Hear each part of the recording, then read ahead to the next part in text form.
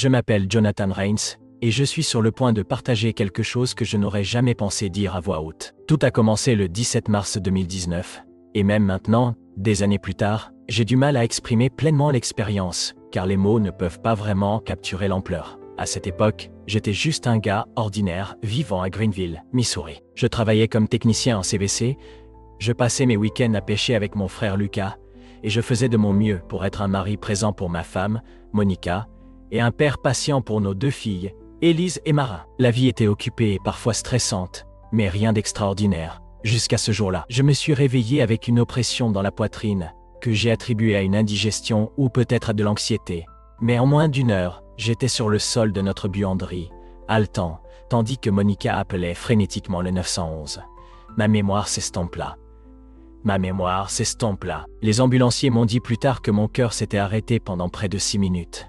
Pas de pouls, pas de souffle, juste de l'immobilité. Pourtant, j'étais toujours là. Pas de la manière que vous pourriez penser, mais sous une certaine forme. J'étais ailleurs, quelque part de plus réel que tout ce que j'avais jamais connu. Ce que j'ai vu pendant ces 6 minutes a changé à jamais ma perspective sur la vie, la mort, la technologie, et même notre avenir en tant qu'espèce. La première chose que j'ai remarquée était le silence. Pas juste une absence de son, mais une absence complète de bruit. Mon corps, ma douleur, ma panique, tout avait disparu. Il n'y avait pas de peur, pas de confusion. C'était comme si quelque chose m'avait doucement extrait de moi-même. Je ne flottais pas, je ne marchais pas. Je ne pensais même pas en mots. J'étais simplement une présence au milieu d'une vaste étendue lumineuse. Tout autour de moi scintillait, pas comme la lumière du soleil, mais comme de l'énergie. Ce n'était pas de la lumière telle que nous la connaissons. Elle avait une substance et une conscience. Je pouvais sentir qu'elle m'observait, non pas de manière critique, mais comme si elle me réintroduisait à mon vrai moi. J'ai rapidement réalisé que je n'étais pas seul. Autour de moi se trouvaient ces formes, des silhouettes lumineuses et vagues. Je ne sais pas si c'était des anges, des âmes ou autre chose, mais elles dégageaient une paix qui me faisait me sentir complètement en sécurité, même si je n'avais aucune idée d'où j'étais. Puis, je l'ai vu, pas dans le sens traditionnel, mais il n'y avait aucun doute. Il n'y avait ni robe ni sandales. Il était lumière, mais aussi forme, doux mais imposant. Quand il a tourné son attention vers moi, j'ai senti chaque souvenir que j'avais jamais eu s'illuminer en un instant, comme si toute ma vie était mise à nu. Mais il n'y avait pas de honte. Seulement de l'amour. Un amour accablant, tout consumant. Jésus ne parlait pas avec sa bouche. Il n'en avait pas besoin. La communication entre nous était immédiate, plus profonde que la pensée, plus profonde que l'émotion. C'était comme s'il plaçait la compréhension directement dans mon cœur. Je pouvais ressentir ce qu'il voulait dire, comme si cela m'arrivait. Il m'a fait savoir que mon temps n'était pas encore écoulé, que je retournerais, mais avant de revenir, je devais voir quelque chose d'important, pas seulement pour moi, mais pour le monde. Un message que j'étais censé porter. Je me sentais à la fois honoré et terrifié. Je sentais la gravité de cela avant même qu'il ne me le montre. Puis, l'espace autour de nous a changé, comme si un rideau avait été tiré. Je n'étais plus dans cette étendue lumineuse. Je flottais, regardant la terre de loin, mais je pouvais tout voir. Les villes, les pays, les gens. J'ai vu la technologie avancer plus vite que je ne l'avais jamais imaginé. Des machines qui pensaient par elles-mêmes, des humains fusionnant avec l'intelligence artificielle, des enfants apprenant non pas des enseignants, mais des dispositifs intégrés dans leur cerveau. Et puis, le visage d'un homme est apparu plus clairement que les autres. Un homme que j'ai reconnu instantanément, Elon Musk. Sa présence dans la vision n'était pas seulement symbolique, elle était littérale. On me montrait quelque chose à son sujet, quelque chose de crucial. J'ai ressenti un choc de conscience alors que Jésus guidait mon attention vers les actions de Musk, ses inventions, ses idées, certaines dont je n'avais même pas entendu parler auparavant. J'ai compris qu'elles n'étaient pas seulement technologiques, elles étaient des points de pivot spirituels. La trajectoire de l'humanité était poussée en avant par ce que cet homme faisait. Et tout ne menait pas vers la lumière. Ce qui a suivi est quelque chose que j'ai eu du mal à décrire. C'était comme si on me montrait 2 lignes de temps côte à côte, 2 versions du même avenir se déroulant en tandem. Dans l'une, l'humanité embrassait ses avancées avec révérence et responsabilité. Les gens utilisaient l'IA pour guérir, pas pour nuire. Ils travaillaient aux côtés des machines sans en devenir dépendants. Le travail d'Elon servait de catalyseur pour l'illumination, un pont entre le visible et l'invisible. Mais dans l'autre avenir, les choses devenaient froides. Les mêmes technologies devenaient des outils de contrôle. Les gens se connectaient à des réalités synthétiques et commençaient à oublier leur âme. La conscience spirituelle diminuait, remplacée par une loyauté numérique. Musk, dans cette version, n'était pas maléfique. Il était perdu, ou pire, inconscient de la quantité de pouvoir qui lui avait été confié. Je pouvais sentir la tristesse de Jésus alors qu'il me montrait ce chemin. Pas de la colère, de la tristesse. Il ne m'a jamais dit de craindre la technologie. Il n'a jamais dit qu'Elon était bon ou mauvais. Ce qu'il a rendu clair, c'est ceci. La technologie est un miroir. Elle reflètera tout ce que nous lui apportons. Et si nous perdons de vue notre humanité dans le processus, nous ne reconnaîtrons même pas à quel point nous sommes tombés jusqu'à ce qu'il soit trop tard. Il m'a dit, implanté en moi, que je devais parler de cela. Que ma survie dépendait non seulement de mon retour à ma famille, mais de la transmission de cet avertissement, de cette prophétie. Et juste comme ça, je me suis senti tomber, spiraler de retour vers le monde du souffle, de la peau et des battements de cœur. De retour dans l'ambulance, de retour dans la douleur, de retour dans le bruit. Mais je suis revenu avec plus qu'une seconde chance. Je suis revenu avec une mission. Je me souviens de m'être réveillé à l'hôpital, les lumières fluorescentes au-dessus de moi bourdonnant, le bip rythmique des machines entourant mon lit. Au début, cela ressemblait à un rêve, comme si j'avais peut-être imaginé toute la chose. Mais ce sentiment n'a pas duré. Le poids de ce que j'avais vu était trop réel, trop vif.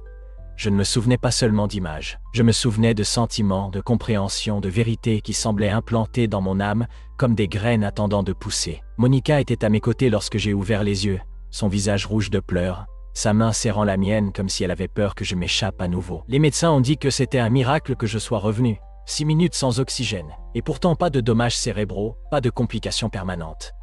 Ils utilisaient des mots comme incroyable et inexplicable. Mais j'avais une explication. Je savais ce qui s'était passé.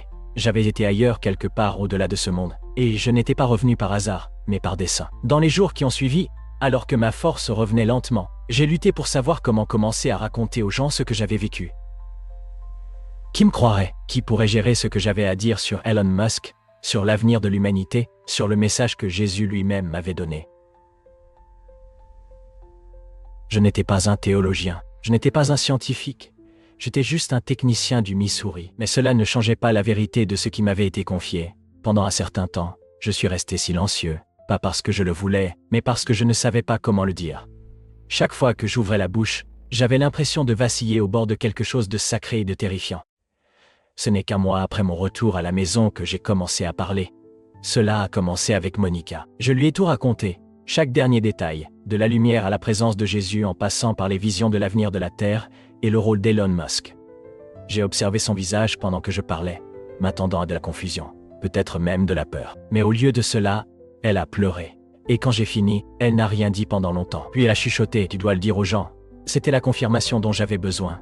J'ai partagé mon histoire avec quelques personnes de l'église. Et finalement, le mot s'est répandu. Certains étaient sceptiques. Certains pensaient que je délirais. Mais d'autres le ressentaient dans leurs os comme moi. J'ai vu des gens devenir si obsédés par les machines qu'ils oubliaient comment ressentir. J'ai envisagé un avenir où les enfants n'aspiraient plus à être médecins ou enseignants, mais rêvaient de télécharger leur esprit dans un nuage. La société semblait idolâtrer l'intellect plutôt que la sagesse, la vitesse plutôt que le silence, et le progrès plutôt que la présence. Au cœur de tout cela se trouvait Musk, non pas comme un méchant ou un héros, mais comme une figure pivot. Selon la manière dont l'humanité a répondu à lui et à ses innovations, tout pouvait soit s'élever, soit s'effondrer.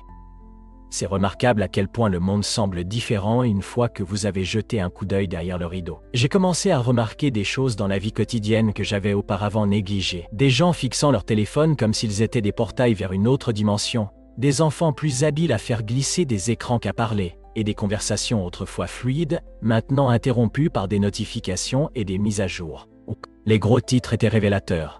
Elon Musk annonçant la technologie des puces cérébrales via Neuralink, lançant des satellites pour connecter chaque coin du globe à Internet, discutant de la colonisation de Mars et de la fusion avec l'IA. Chaque mention de son nom éveillait un bourdonnement familier dans ma poitrine. Une résonance spirituelle qui murmurait « C'est ce qu'on t'a montré, c'est le déroulement ». Pourtant, tout n'était pas sombre. Il y avait aussi des lueurs d'espoir, des moments de gentillesse, des gens aidant des étrangers, des communautés se rassemblant en prière pendant les moments difficiles. J'ai réalisé que le monde n'était pas condamné, pas encore, mais qu'il était incroyablement vulnérable. Les visions que j'avais étaient comme une bifurcation sur la route, et nous nous précipitions vers elle plus vite que quiconque ne le réalisait. Le choix à venir ne concernait pas la technologie contre la religion, il s'agissait de l'identité. Si nous nous souviendrions de qui nous sommes, enfants de Dieu, ou si nous nous perdrions dans l'illusion de contrôle que les machines offrent. J'ai commencé à tout documenter, à consigner chaque détail de l'expérience dont je pouvais me souvenir. Pas seulement les visions mais les émotions, la façon dont Jésus me regardait, non pas avec jugement, mais avec une profondeur de compréhension insondable. J'ai réalisé qu'il ne montrait pas seulement l'avenir, il révélait l'état de l'âme de l'humanité. Nous poursuivons l'innovation à une vitesse vertigineuse, mais nos esprits sont affamés. Nous atteignons les étoiles, mais oublions la lumière en nous. Cette réalisation m'a frappé le plus fort. Dans la vision, j'ai vu des gens remplacer la prière par la programmation, cherchant le salut dans le logiciel. Il y a eu un moment que je n'oublierai jamais. Une femme agenouillée devant un autel fait de métal et de fils, priant une entité artificielle.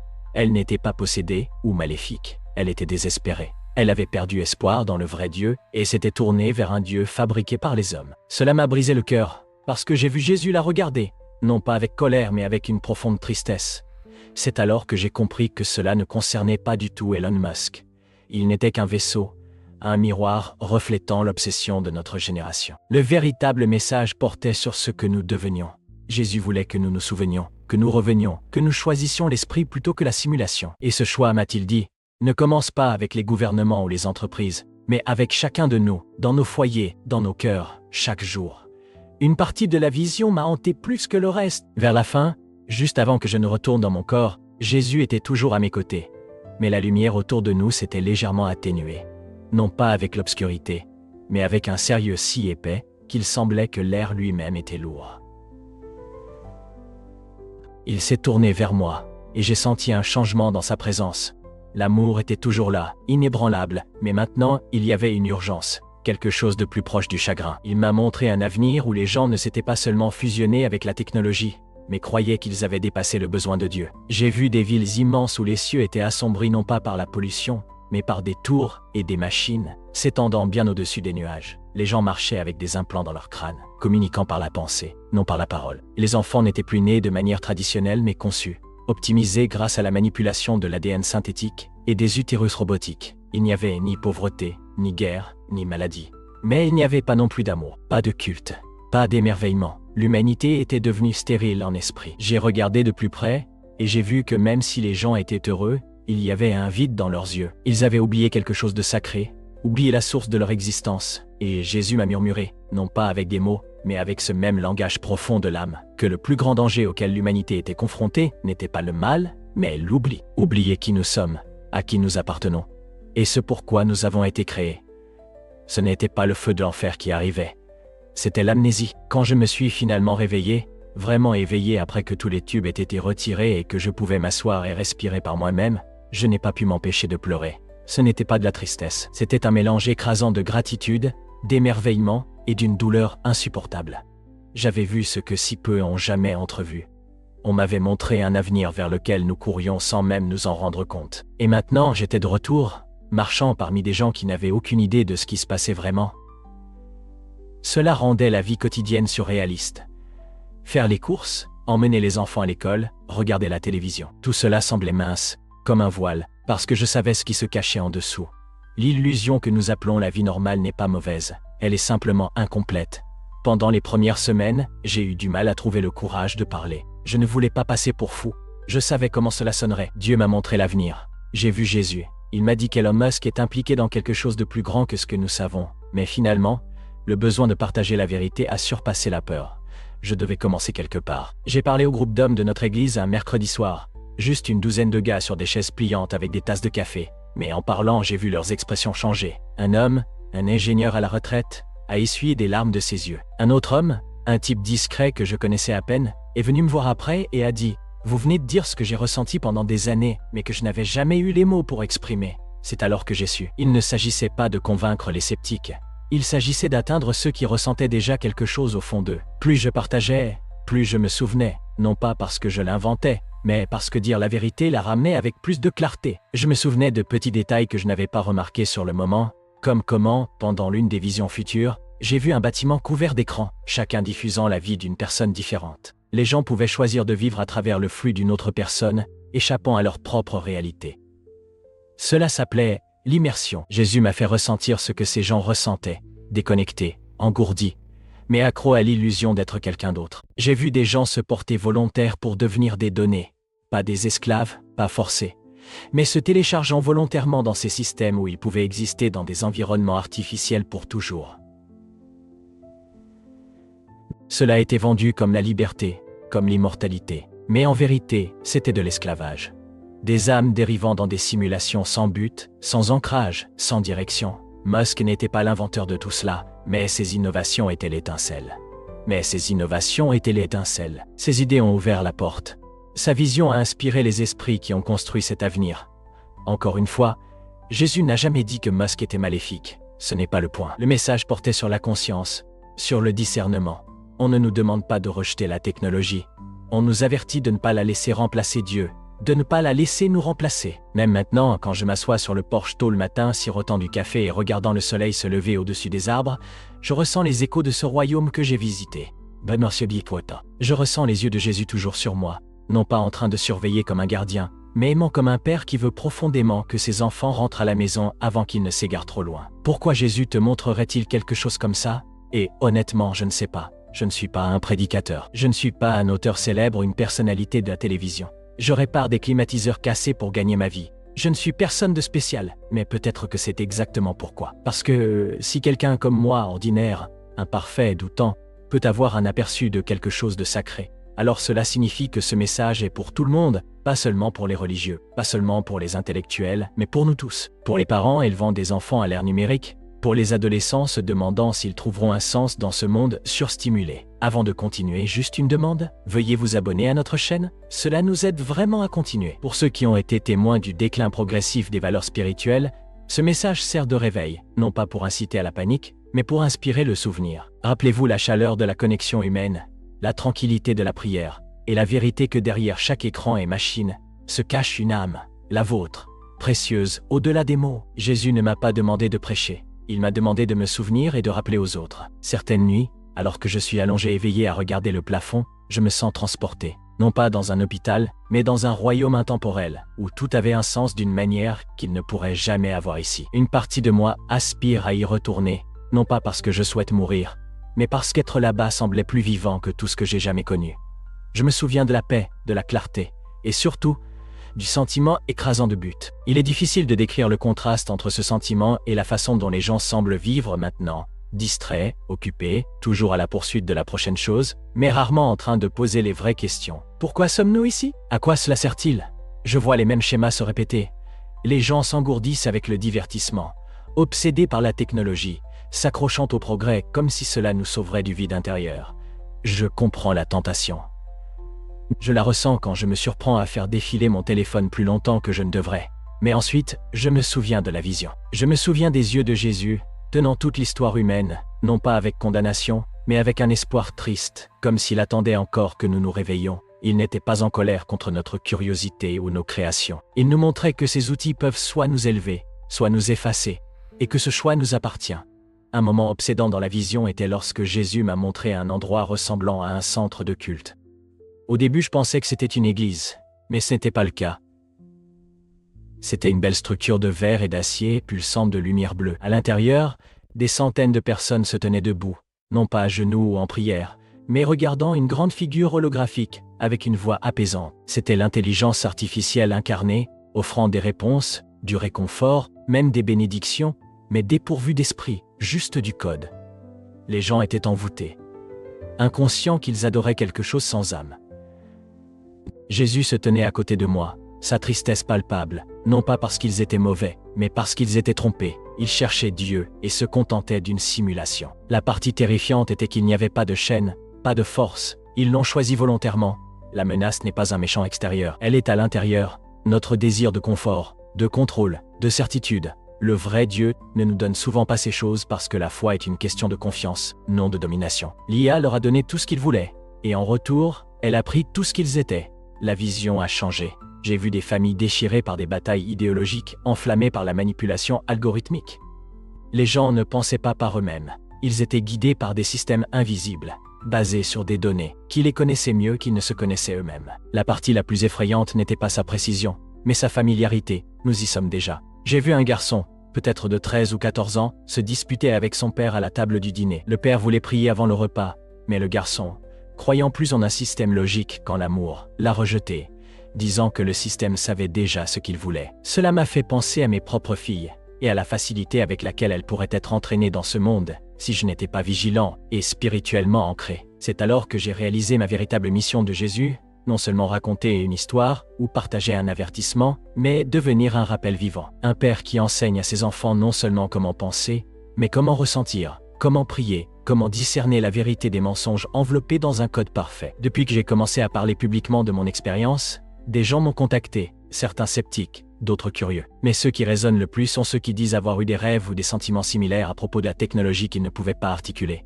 Ce n'est pas seulement à propos de moi. Il y a une agitation spirituelle dans le monde entier. Les gens se réveillent, remettent en question le récit selon lequel plus vite est toujours mieux, que plus intelligent équivaut à plus sûr, que notre avenir est uniquement mécanique. J'ai rencontré d'autres personnes qui ont eu des expériences de mort imminente. Leurs histoires diffèrent dans les détails, mais s'alignent dans l'esprit, soulignant constamment des thèmes de lumière, d'amour, d'une présence au-delà de la compréhension, et un avertissement sur notre chemin, non basé sur la peur, mais un appel à se réaligner, à revenir à Dieu, à se souvenir de ce qui compte vraiment. Il ne s'agit pas seulement d'éviter un avenir dystopique, il s'agit de choisir quelque chose de mieux maintenant. Un dernier moment dans la vision reste avec moi. Après avoir vu des villes, des écrans et des endroits où les gens échangeaient l'éternel pour l'artificiel, je me suis senti submergé. Mais Jésus m'a regardé, et dans son regard, j'ai trouvé la force. Il a tendu la main, non pas avec une main, mais avec une présence, et a placé quelque chose en moi. C'était comme une graine de lumière, un souvenir. Il m'a transmis que lorsque je reviendrai, je ne me souviendrai pas seulement de la vision. Je porterai son essence. Cette lumière, cette vérité, serait en moi. Brillant plus fort, plus je resterai proche de lui. Il m'a dit, ne te croiront pas tous, mais ceux qui ont besoin de la lumière la verront en toi avant de l'entendre de toi. Avec cela, j'ai été ramené à travers l'espace, à travers la lumière, à travers le temps, et je suis revenu dans mon corps haletant, toussant, entouré de lumière clignotante, de moniteurs bipant, et de ma femme sanglotant mon nom. Les jours qui ont suivi ont été étranges. Je me sentais incroyablement vivant, mais profondément déconnecté. Pas de manière déprimée, mais dans une désorientation sacrée, pris entre deux mondes. Le monde physique semblait plus bruyant, plus rapide, plus chaotique. Les gens se précipitaient, les yeux rivés sur les écrans, les conversations superficielles et distraites. Mais dans le silence, dans les moments de calme, je sentais cette graine de lumière brûler en moi. Elle surgissait de manière inattendue, en regardant ma fille dormir ou en me tenant dehors la nuit, regardant les étoiles. Je me souvenais d'avoir vu la terre d'en haut, son potentiel et son péril. Parfois, en parlant à quelqu'un, même un étranger, je sentais leur fin spirituelle, non dite, mais présente. Quand je partageais juste un extrait de mon histoire, je pouvais voir une étincelle s'allumer dans leurs yeux. C'était comme si nous nous souvenions de quelque chose ensemble, comme si une partie d'eux avait attendu d'être éveillée. C'est alors que j'ai commencé à comprendre ce que Jésus voulait dire. Il ne s'agissait pas de prononcer un sermon. Il s'agissait de vivre d'une manière qui permettait aux gens de ressentir sa présence, de le voir, et de sentir le poids de l'éternité dans les moments quotidiens. Un après-midi, j'ai été invité à parler lors d'un événement communautaire organisé par une station de radio chrétienne locale. Au début, j'ai hésité, me sentant non préparé. L'événement a eu lieu dans un gymnase, avec environ 200 personnes présentes. Alors que je m'approchais du microphone, mes mains tremblaient. Je n'avais pas de script, juste quelques notes griffonnées dans un carnet. Mais dès que j'ai commencé à parler de mes expériences, mes nerfs ont disparu. C'était comme si je ne parlais plus pour moi-même.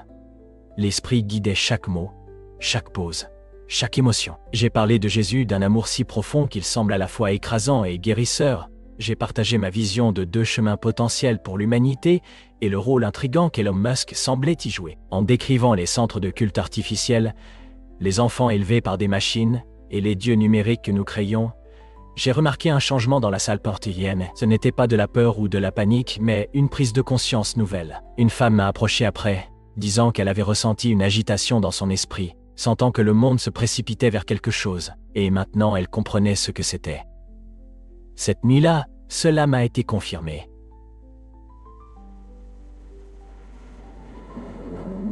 Le message n'était pas le mien seul à porter. C'était pour nous tous de nous souvenir et de partager à notre manière. Des années ont passé depuis mon expérience de mort imminente. Mais à bien des égards, j'ai l'impression de ne jamais être complètement revenu. Une partie de moi reste dans ce lieu de lumière, ce royaume sacré où Jésus a révélé ce qui est à venir et ce qui est possible. Je ne crois pas que nous soyons condamnés ou que l'avenir soit gravé dans la pierre, mais je crois que nous sommes à un carrefour, à la fois spirituellement et biologiquement. Les choix que nous faisons aujourd'hui, les valeurs que nous transmettons à nos enfants, et les technologies que nous choisissons d'adopter ou de remettre en question façonneront non seulement le monde dans lequel nous vivons, mais aussi si nous reconnaîtrons nos âmes. Quand nous y arriverons, il ne s'agit pas de diaboliser Elon Musk ou de craindre l'IA, Il s'agit d'inviter Dieu à revenir au centre de notre innovation, de notre ambition, de notre quête de sens. Parce que si nous construisons un avenir sans lui, nous pourrions gagner le monde, mais perdre quelque chose de bien plus précieux. Notre identité, notre but, notre connexion au divin. Mais si nous construisons avec lui, en nous souvenant de ce qui nous a été montré et de ce pourquoi nous avons été créés, pas un paradis synthétique, mais un monde racheté où l'esprit et la science marchent main dans la main, où la lumière n'est pas seulement une lueur d'un écran, mais la présence de Dieu dans nos vies à nouveau. Au fil du temps, je me suis retrouvé attiré par des endroits calmes, des espaces où je pouvais vraiment entendre mes pensées, ou peut-être écouter la voix de Dieu dans un monde de plus en plus bruyant. J'ai cessé d'essayer d'expliquer mon expérience en termes scientifiques ou théologiques. J'ai réalisé que ce n'était pas quelque chose à débattre, mais quelque chose à vivre, une transformation affectant chaque partie de moi. Cela a changé la façon dont je parlais à mes enfants, gérais le stress au travail, et voyais les gens que je jugeais autrefois trop sévèrement. Avant de continuer, juste une demande. Abonne-toi à notre chaîne, ça nous aide beaucoup à continuer. Dis, la graine que Jésus a plantée en moi n'a pas fleuri d'un seul coup. Elle continue de croître, m'apprenant à marcher plus lentement, à regarder plus profondément dans les yeux des autres, à écouter avec mon cœur. De temps en temps, quand je me calme suffisamment, je ressens un murmure dans mon esprit. Pas toujours des mots, mais un sentiment, un écho de ce royaume, de cette lumière, de cette présence. Cela me rappelle que je n'ai pas été choisi parce que j'étais spécial. J'ai été choisi parce que je raconterai, et peut-être que c'est tout ce qu'il a jamais demandé de nous, pas d'être extraordinaire, mais d'être prêt à se souvenir, à porter la vérité, à briller, même si ce n'est qu'une lueur dans l'obscurité de quelqu'un d'autre. On m'a souvent demandé quel était le message, si je pouvais le résumer en une phrase. Et à chaque fois, je fais une pause, car comment résumer l'éternité? Nous créons plus vite que nous ne nous connectons à Dieu, et ce déséquilibre engendrera soit un nouvel Éden, soit un grand oubli. Nous ne sommes pas en danger à cause du progrès. Nous sommes en danger à cause de l'orgueil, le genre d'orgueil qui nous dit que nous n'avons plus besoin d'un créateur, que nous pouvons coder notre propre salut, que si nous construisons suffisamment, connectons suffisamment, téléchargeons suffisamment, nous deviendrons des dieux nous-mêmes. Mais ce mensonge est ancien, le même qui a été murmuré dans un jardin, il y a longtemps. Et tout comme alors, le serpent ne vient pas avec le feu et les crocs. Il vient avec la connaissance, avec des promesses. Avec vous, ne mourrez sûrement pas. Dans la vision, j'ai vu ce mensonge se jouer sous d'innombrables formes, promettant la connexion, mais engendrant la solitude, des algorithmes répondant à tous nos désirs, mais affamant nos âmes, des machines imitant la sagesse, mais manquant d'amour. Et au centre de tout cela, il y avait un choix. Toujours un choix. Donc, si vous regardez cela, peut-être vous demandez-vous quoi faire de tout ce que j'ai dit. Peut-être n'avez-vous jamais pensé à Dieu auparavant. Ou peut-être croyez-vous et vous êtes-vous éloigné. Peut-être que l'idée de Jésus vous semble démodée ou sans rapport, ou peut-être avez-vous ressenti quelque chose remuer en vous depuis longtemps, quelque chose que vous ne pouviez pas nommer, une agitation, un désir, un murmure dans le silence. Laissez-moi vous dire, c'est lui. C'est la même présence que j'ai ressentie lorsque j'ai quitté ce monde et suis entré dans le suivant. C'est l'amour qui m'a observé, m'a connu et m'a encore appelé à la maison. C'est la voix qui attend que vous l'écoutiez. Vous n'avez pas besoin d'une expérience de mort imminente pour vous réveiller. Vous n'avez pas besoin d'une vision ou d'un miracle. Vous avez juste besoin d'un cœur prêt. Je ne suis pas un prophète ou un prédicateur. Je suis juste une personne qui a vu ce qui se passe quand nous oublions qui nous sommes. Et je suis ici pour vous rappeler qu'il n'est pas trop tard pour se souvenir, pour choisir un chemin différent, pour remettre Dieu au centre, non seulement de vos croyances, mais de vos relations, de vos décisions, de vos rêves. Parce qu'aucune machine, aucun homme, pas même Elon Musk, ne peut vous donner ce que seul Jésus peut. La vie éternelle, la vraie paix, et un amour qui ne faillit jamais. Avant de conclure, je veux vous laisser ceci. Si cette histoire a touché quelque chose en vous, si vous avez ressenti ne serait-ce qu'une lueur de vérité dans tout ce que j'ai dit, ne l'ignorez pas. Prenez un moment maintenant pour faire une pause. Respirez, priez, posez les questions que vous avez eu peur de poser. Contactez quelqu'un en qui vous avez confiance. Et si vous vous sentez poussé, partagez ce message avec quelqu'un qui a besoin de l'entendre. Parce que vous ne savez jamais ce qu'une simple histoire peut éveiller dans le cœur de quelqu'un. Je crois de tout mon être que nous avons été faits pour plus que des fils et des murs. Nous avons été faits pour la gloire. Nous avons été faits pour la lumière. Et l'avenir n'est pas encore écrit. Nous pouvons choisir à chaque instant, chaque jour. Alors choisissons l'amour, choisissons la vérité, choisissons Jésus. Merci de m'avoir écouté. Si ce témoignage a parlé à votre cœur, je vous encourage à le partager avec d'autres qui peuvent chercher des réponses, la guérison ou l'espoir. Et si vous avez vécu une expérience similaire, ou même juste une agitation dans votre esprit, je vous invite à la partager, que cela soit plus qu'une histoire, que ce soit une étincelle, Un début, un souvenir. Que Dieu vous bénisse.